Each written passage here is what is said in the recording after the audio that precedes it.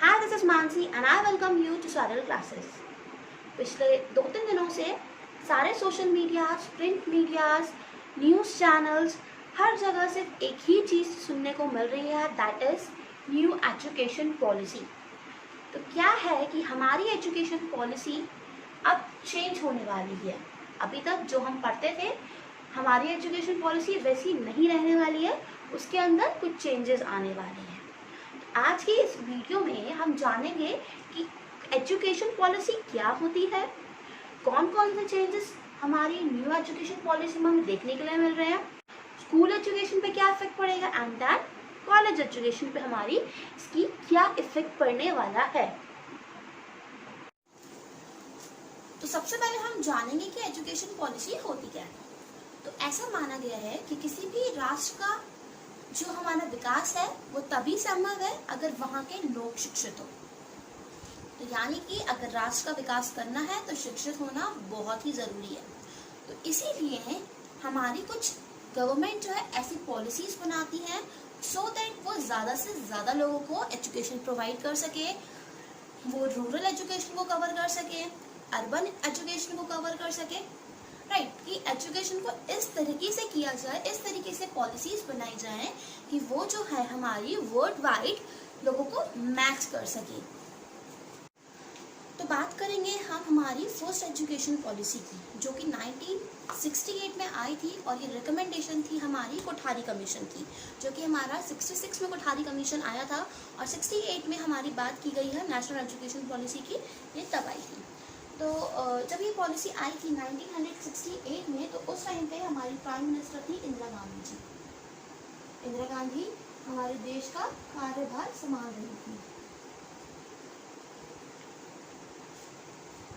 तो जैसा कि हमें मालूम है कि यहाँ देश को आज़ाद हुए बहुत ज़्यादा टाइम नहीं हुआ है और हमारे जो देश की एजुकेशन सिस्टम इतना अच्छा नहीं था।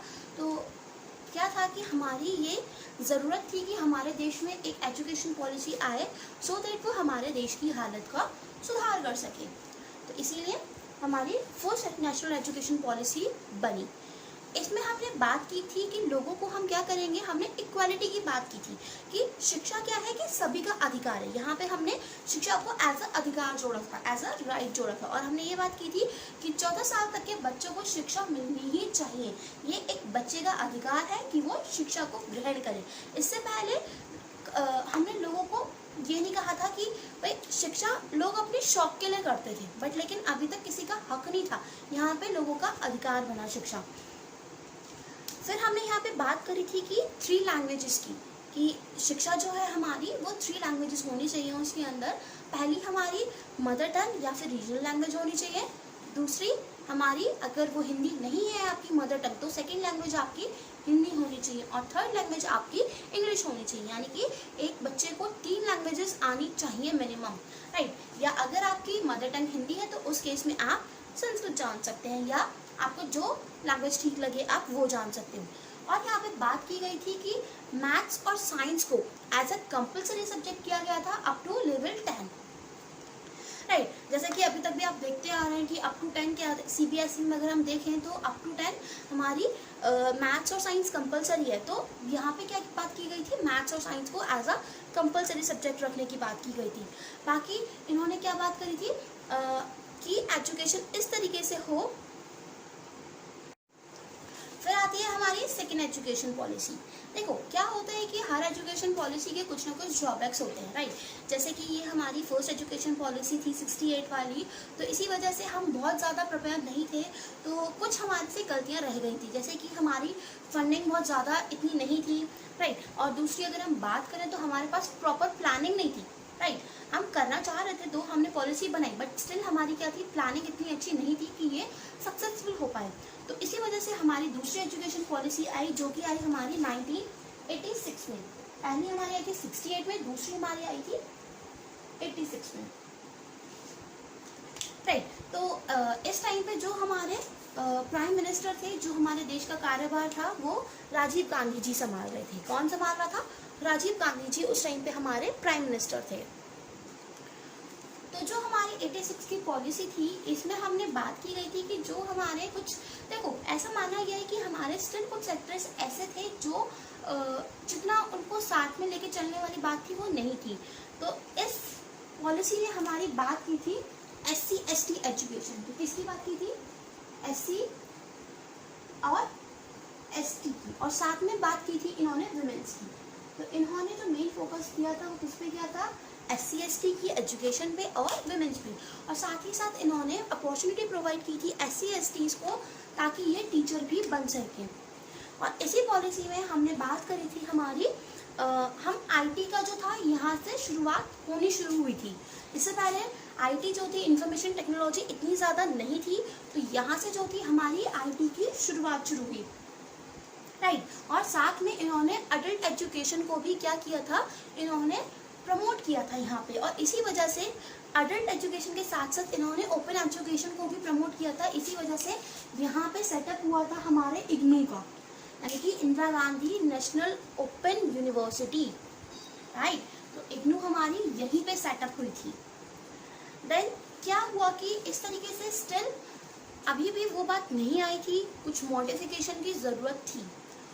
तो 92 में, यानी कि जब नरसिम्हा राव थे, राइट, PM नहीं थे वो, बट लेकिन नरसिम्हा राव ने की अंडर में क्या हुआ था कि इस पे वर्क किया गया, और उस टाइम पे जो प्राइम मिनिस्टर थे हमारे 92 में वो थे हमारे मनमोहन सिंह जी। तो उस टाइम पे हमारी मॉडिफिकेशन हुआ 86 वाली पॉलिसी में। तो नई पॉलिसी नहीं थी वहाँ पे, वो सिर्फ न्यू नहीं थी वो, it was not new, it was modified.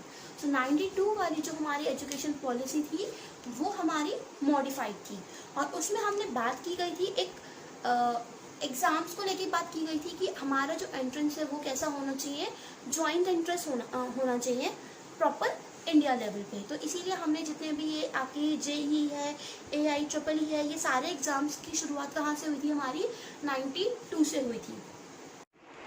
जैसे कि कहा जाता है बदलाव ही प्रकृति का नियम है, तो ये बदलाव हमारे एजुकेशन सेक्टर में क्यों नहीं? पिछले 34 साल से हम जो एजुकेशन पढ़ते आ रहे हैं, जो एजुकेशन सेक्टर हमारा चल रहा है, उसके अंदर भी तो चेंजेस की रिक्वायरमेंट थी। तो इन्हीं चेंजेस की वजह से, इन्हीं चेंजेस को लाने के लिए हमारी न्यू एजुकेशन पॉलिसी 2020 आई है, जिसके चेयरमैन हैं के कस्तूरीरंगन। और अभी इस एजुकेशन पॉलिसी में जो हमने एक चीज़ देखी है कि पहले क्या होता था, बाकी अगर हम सारी मिनिस्ट्रीज़ की बात करें तो वो क्या है, वो उन्हीं के नाम पे दी गई है, राइट।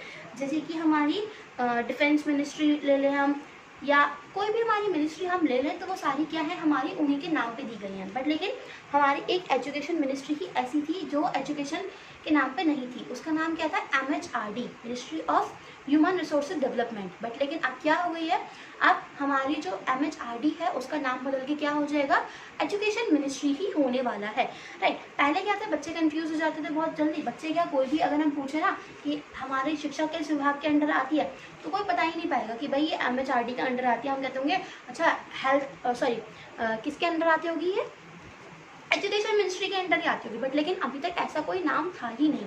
तो इस पॉलिसी से ये भी प्रपोज किया है कि जो हमारी एजुकेशन मिनिस्ट्री है उसका नाम एजुकेशन मिनिस्ट्री हो जाना है, MHRD नहीं रहेगा अब, राइट। और यहाँ पे अगर हम बात करें स्कूली एजुकेशन की, तो अभी तक जो हमारा स्ट्रक्चर था वो 10+2 का था। बट लेकिन अब क्या होने वाला है, ये 5+3+3+4 का होने वाला है।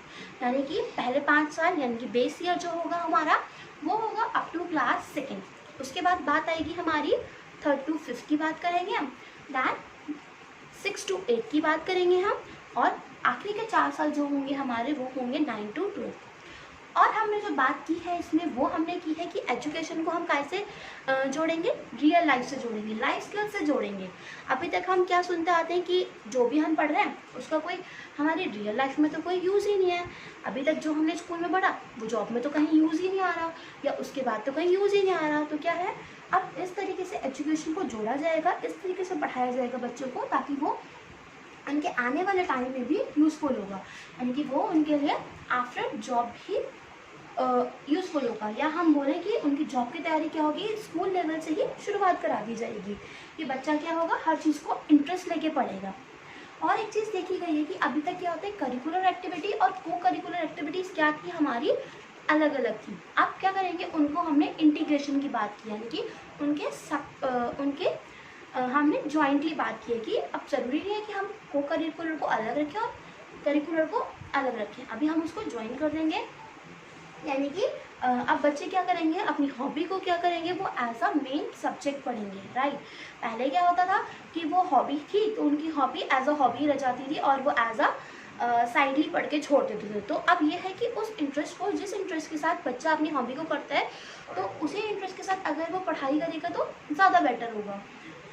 तो फॉर एग्जाम्पल सपोज अगर किसी का इंटरेस्ट क्या है, क्रिकेट में है, तो अभी क्या है कि उसको एक्स्ट्रा कोचिंग लेने की कोई ज़रूरत नहीं है, ट्रेनिंग लेने की कोई ज़रूरत नहीं है। अब क्या करेगा, वो उसको साथ में ही लेके चलेगा और अब गेम्स जो होगा उसका मेन सब्जेक्ट होगा, राइट। इसी तरीके से अगर म्यूज़िक में किसी का इंटरेस्ट है तो म्यूज़िक के लिए उसको कुछ अलग से करने की ज़रूरत नहीं होगी, वो म्यूज़िक को एज अ मेन सब्जेक्ट लेके जाएगा और उसकी जो वो बेस होगा वो स्टार्टिंग से ही लेके चलेगा। किसी का फैशन डिज़ाइनिंग में इंटरेस्ट है तो वो फैशन डिज़ाइनिंग को स्टार्टिंग से ही लेके चलेगा, राइट।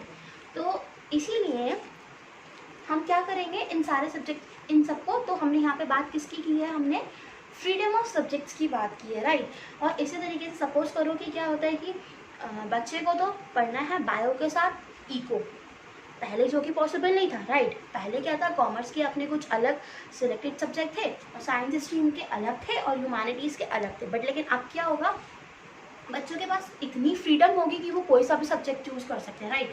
सपोज करो उनको बायो के साथ अगर इको पढ़ना है तो पहले जो वो चीज़ क्या थी, अलाउ नहीं थी, बट लेकिन अब वो बायो के साथ इको भी कंबाइनली पढ़ सकते हैं, राइट। और यहाँ पे अब क्या होगा कि देखो, देखा जा रहा है कि ये जो आने वाला टाइम है, या अभी भी अगर हम बात करें लॉकडाउन में भी, तो हम बहुत ज़्यादा टेक्नोलॉजी के यूज टू हो चुके हैं। अगर टेक्नोलॉजी नहीं होती तो आई गेस हम इस पैंडेमिक में कहीं भी एग्जिस्ट ही नहीं कर पाते, है ना। तो इसी वजह से क्या करेंगे, मतलब टेक्नोलॉजी इतनी ज़्यादा हम देखने को मिल रही है, तो टेक्नोलॉजी का ही टाइम में आने वाला भी, right.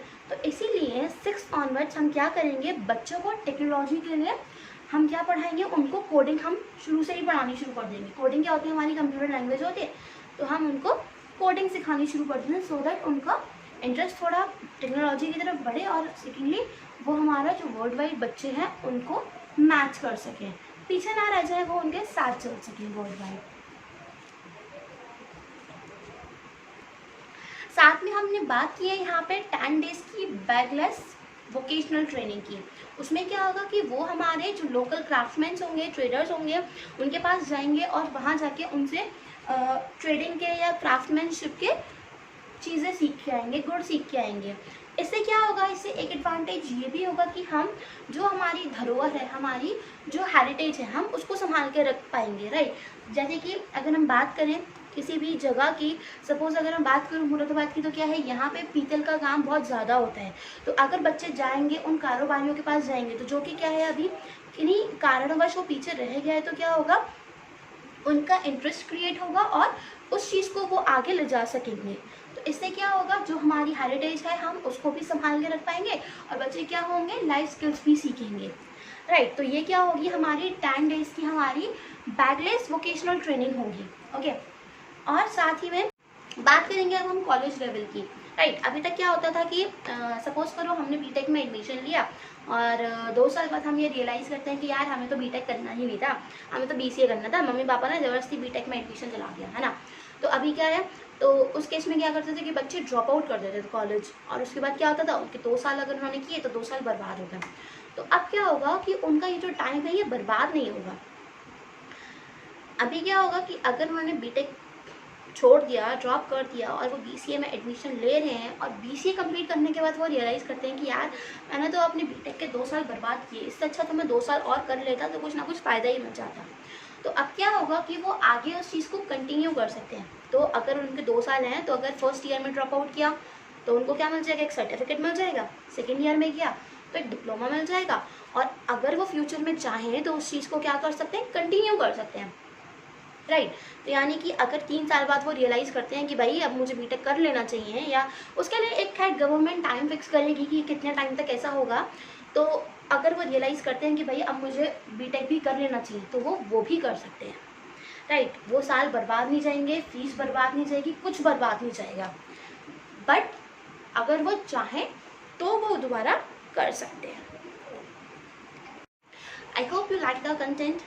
If there is any doubt or confusion, you can leave your comment below, right? And if you like the content, please like, subscribe and share. Thank you for watching.